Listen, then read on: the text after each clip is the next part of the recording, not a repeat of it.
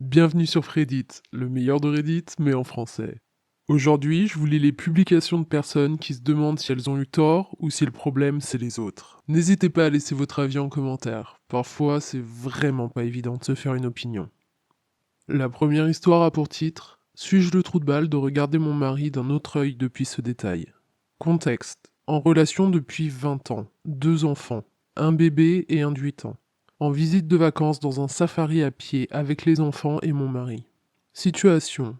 Un troupeau de cerfs croise notre route, tout proche. On n'est pas super rassuré. Mon mari fait oula et se retourne rapidement dans le sens opposé. Mon premier geste a été de ramener les enfants vers moi, de prendre le bébé dans les bras et mettre la main sur l'épaule du grand. Je pensais pas qu'il y avait un risque réel, c'était vraiment juste un réflexe totalement instinctif. Problème. Lorsque je tourne la tête vers mon mari, il a avancé de 3 mètres, seul, sans se soucier de nous. Par réflexe aussi. J'ai essayé d'aborder le sujet le soir, il a juste dit « Oh ça va, c'était rien », en étant quand même assez gêné. Il sait que c'était pas terrible. Depuis, cette scène est en replay dans ma tête et j'y pense 5-6 fois par jour, en me disant qu'en cas de réel danger, son instinct serait le même, se barrer et ne pas se soucier de nous. Note.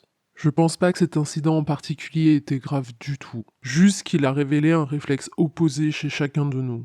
Il n'a jamais fait preuve de grand courage par le passé non plus, mais ça n'a jamais eu d'incidence car heureusement nous ne vivons pas parmi des ours à l'année. Suis-je le trou de balle de le regarder différemment maintenant?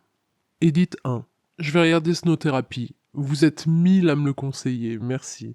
Edit 2. Si la personne en question avait été une autre femme de la famille, en âge et capacité de porter un enfant dans ses bras, j'aurais eu le même questionnement.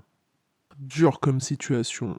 Je comprends qu'OP ait été perturbé par la réaction de son mari. Alors moi aussi j'ai pensé à Snow-Thérapie direct. Mais j'ai aussi pensé à une histoire Reddit que j'étais sûr de vous avoir racontée. J'ai cherché partout, et en fait non. Je l'ai mise de côté pour plus tard. Du coup, vous la verrez peut-être apparaître un jour en vidéo, on verra. Bref, pour moi, OP est clairement pas le trou de balle d'avoir été impacté par la situation. Mais c'est difficile de savoir si son mari a vraiment été un trou de balle sans une conversation honnête avec lui, pour savoir ce qui s'est passé dans sa tête à ce moment-là. Mais c'est pas joli comme réaction, on va pas se mentir. Et ensuite, on a plusieurs updates. Update 1, Snow-Thérapie.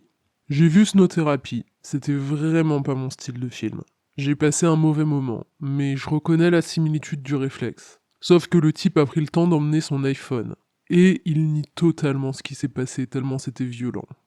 En revanche, je suis pas d'accord avec le commentaire qui disait qu'il n'y a pas de conclusion. La scène de fin montre clairement la conclusion de la femme. Update 2. Discussion et conclusion. On a pris le temps d'en parler à tête reposée quelques jours après. Il s'avère qu'on pensait bien tous les deux que le risque était faible, mais que la situation pouvait déraper rapidement. De son côté, il voulait montrer la voie, le fait de rebrousser chemin et avancer rapidement pour nous indiquer quoi faire. De mon côté, j'ai exprimé être étonné et déçu qu'ils ne prennent pas au moins l'un des enfants, et il a compris. Case closed pour moi. On a également parlé de scénarios de risque, comme évoqué par l'un des commentaires. On s'est mis d'accord qu'il prendrait toujours le grand et moi le bébé. Je crois qu'on va aller plus loin dans la discussion, avec les scénarios et réflexes à avoir en cas de danger, mais ceux plus proches de notre quotidien. Car effectivement, après réflexion, je suis sûr que si on se prépare un peu aux éventualités, on panique peut-être moins. Je suis très reconnaissante envers tous les commentaires constructifs qui m'ont permis de débroussailler tout ça. Je crois pas qu'il soit paradoxal de demander à un homme d'être dans le partage des tâches quotidiennes et la protection des enfants en cas de danger. Tous ceux qui pensent que je vais jeter 20 ans de relation à la poubelle sur la base d'un moment comme celui-là n'ont probablement aucune idée de ce qu'il faut pour tenir un couple pendant 20 ans. Tous ceux qui parlent de sexisme et de patriarcat internalisé, vous avez peut-être raison, mais n'oubliez pas qu'on a des siècles d'historique. Donc certaines pensées profondes sont plus dures à travailler que d'autres. En tout cas ici, l'objet conscient n'était pas homme versus femme, mais parents partenaires. Peut-être qu'il y avait une représentation mêlée avec l'homme, mais étant femme en couple hétérosexuel, il est uniquement théorique de marquer une différence entre les deux. Alors, je trouve ça cool qu'OP et son mari aient pu avoir une discussion productive sur le sujet.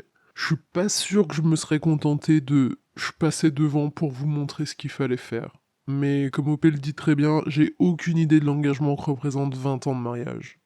Et on a une troisième update où OP nous donne juste cette citation. Des statistiques ont prouvé qu'en cas de catastrophe, les hommes étaient souvent les premiers dans les canaux de sauvetage, alors que les femmes protègent leur famille. Cela balaye les idées reçues, selon lesquelles les mâles sont instinctivement courageux. Je sais pas d'où elle a sorti cette citation, mais je suis pas particulièrement surpris. Je pense que l'homme moderne aime se penser capable d'affronter des ennemis et des bêtes sauvages en théorie, tout en sachant très bien qu'il en croisera probablement jamais. L'histoire suivante a pour titre Suis-je le trou de balle car je m'entends toujours très bien avec mon ex. Je suis une femme de 42 ans et je suis séparée de ma femme. On va l'appeler Angela, depuis 1 an. Angela et moi, on a été ensemble pendant 14 ans, mariés depuis 4 ans. Notre relation a pris fin parce qu'Angela voulait explorer un mode de vie polyamoureux, alors que je suis très monogame. Angela et moi avions eu une relation ouverte pendant 2 ans avant de nous séparer, mais nous n'avions plus de relation sexuelle l'une avec l'autre, et nous ne faisions plus rien de romantique ensemble. Notre séparation ne s'est pas mal passée du tout. Nous sommes toujours les meilleurs amis du monde. Nous avons ensemble une société de conseil en informatique, ce qui signifie que nous nous voyons tous les jours. Nos familles sont toujours impliquées l'une dans l'autre. Je suis toujours invité aux fêtes et aux vacances familiales, et elle aussi. Ma famille est au courant de la séparation. La famille d'Angela, non, car elle ne souhaite pas leur communiquer ça, car ils m'aiment vraiment bien, et sa relation avec eux est compliquée. Angela fréquente des partenaires, et j'ai rencontré une femme il y a 7 mois. Elle a 30 ans, et comme moi, elle est monogame. Ce qui est honnêtement une bouffée d'air frais. Elle est très intelligente, gentille et attentionnée. Elle souhaite fonder une famille un jour, tout comme moi. On va l'appeler Julie. Les 7 derniers mois n'ont pas été faciles. Après 2 mois de relation avec Julie, je suis retourné vivre avec Angela pour des raisons économiques. Le loyer de mon appartement a beaucoup augmenté, ce qui a un peu frustré Julie. 3 mois plus tard, j'ai trouvé un nouvel appartement et je vis seul maintenant. Elle ne semble pas avoir de problème avec le fait que je sois proche d'Angela. Cependant, elles ne se sont pas rencontrées. C'était prévu, mais Angela a traversé une période où elle a dit des choses comme Je pensais que je serais la plus importante, mais maintenant, il y a elle. Ce qui a amené Julie à décider qu'elle ne voulait pas rencontrer Angela pour le moment. Je lui ai également demandé si elle était d'accord pour que je parte en vacances avec la famille d'Angela. Je suis mexicaine, du coup la famille d'Angela est ma famille ici. Elle a répondu que cela ne posait aucun problème. Angela et moi avons également réservé des vacances en novembre, prévues il y a des années, mais reportées à cause du Covid. Et là encore, Julie n'a pas semblé s'en préoccuper. Angela et moi ne sommes pas pressés de divorcer légalement. Nous perdrions toutes les deux beaucoup d'argent, et nous ne pensons pas que ce soit nécessaire pour le moment. Julie m'a demandé il y a 2 semaines où je dormais pendant les vacances en novembre. Je lui ai répondu qu'Angela et moi, on a des logements différents, sauf dans un hôtel où on devrait partager le lit.